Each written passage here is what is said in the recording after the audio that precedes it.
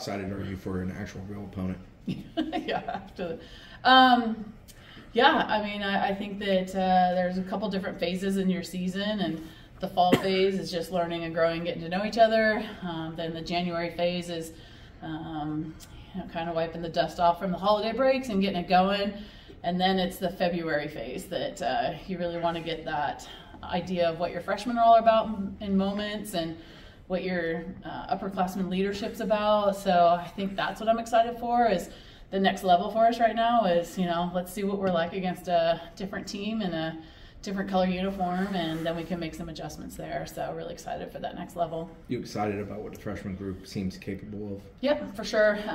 They're a very outgoing group, and I haven't really put my thumb on it yet. Is it because our upperclassmen have made them feel so comfortable, or are they just a really outgoing group? So we're going to see when, the heat starts going a little bit in some of these games to see how we respond to it. And I think that's where the next step of growth is for us. But yeah, they're very talented and they're all in. I mean, this group has been great all in. So, so excited to see, if they can meet their moment and see what that's all about.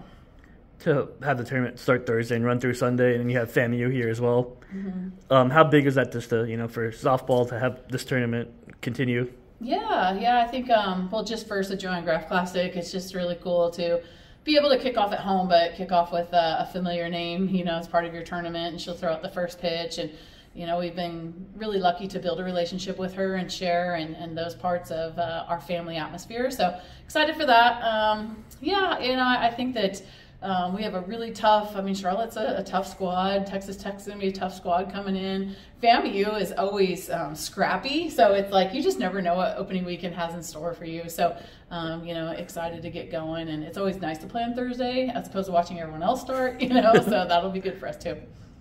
I know you don't often have a power conference team like Texas Tech in these, especially the opening weekend. How nice will we have Craig back here? Yeah, it's going to be, it's Craig Snyder, it's Morgan Claveman, it's Peter Suarez, it's Bryce Taculve. Like, it is literally the junior squad of Florida State, and, their family to us. They've blood, sweat, and tears from the playing side to the managing side to the coaching side. So they built this place just as much as we have. And, it's going to be really cool to celebrate them coming back here. Just excited for that part of it. But, he's done a great job. They swing it. He's done a really good job on the offensive side for them. So, you put the friendship and then you go compete at that point afterwards. So it's going to bring a lot of opportunity for us to be better.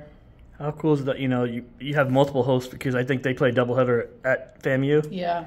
How cool is to have multiple hosts for this tournament? Yeah, I think, it's something that you see a lot happening across the country right now as teams are within we're super close, which is great, but there's some teams within, probably an hour of each other, hosting.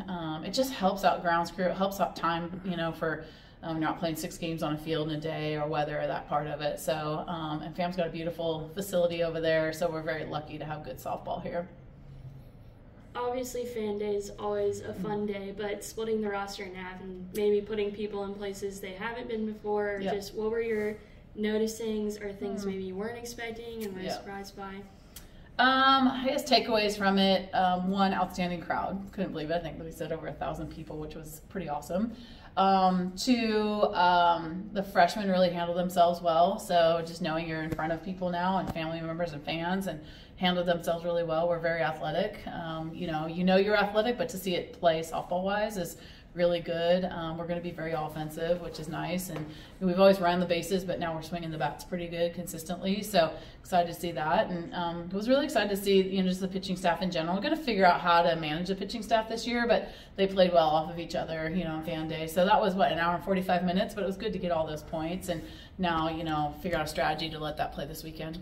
Someone like Ashton, who has the chance to be so impactful in both phases, how do you manage at the start of a career, kind of, especially like this weekend with so much kind of balancing the two and finding ways to get her reps at both while not overworking her? Yeah, it's been a constant conversation with her. We really limited a lot of load for her. So 1 week will be high load on the hitting and defense, and 1 week will be a high load on the pitching.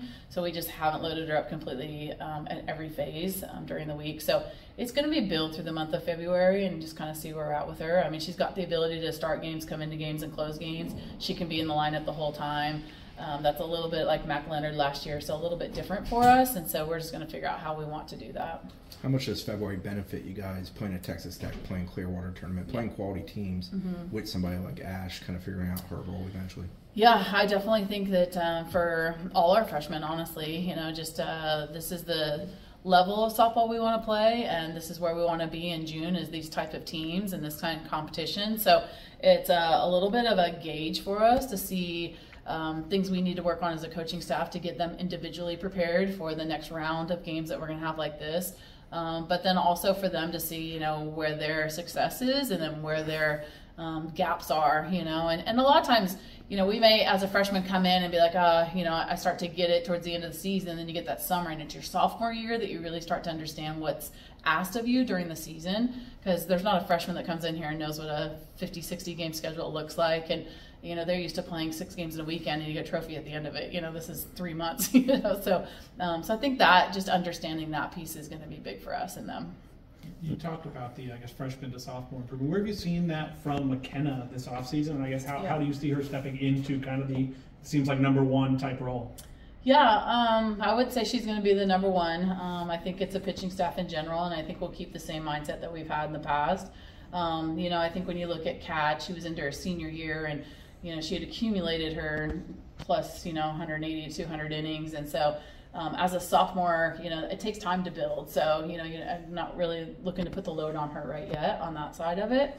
So, but yeah, she totally understands what her February is like, when she's going down new to some teams, to playing 3-game series against Clemsons and Dukes and those teams, to what postseason looked like. So she went, back and really how can I be stronger? How can I be better? A lot of it has to do with the off-season weight room, and she's done a really good job of that part of it. So, but yeah, no, I think our pitching staff's going to be just a bit more of the strategy side, and that's what we were able to get that last season because we had older pitchers that have been in it for a while. We're still young with McKenna, and so I'm excited to see her growth.